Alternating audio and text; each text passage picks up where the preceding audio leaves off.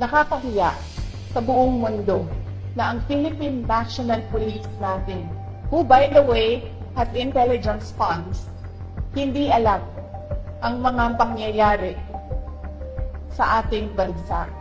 Nakakahiya na meron tayong police na hindi nila alam ang threats sa Vice President. Nakakahiya yan man. Huwag sila magsasalita ng ganyan kasi nagpapakita yan ng incompetence ng Philippine National Police. Dapat dyan, kung ako po ay Presidente, Sekretary ng DILG, Chief ng PNP, ang sagot dyan ay, let us sit down and investigate the alleged threats so that we will know if these are true or not.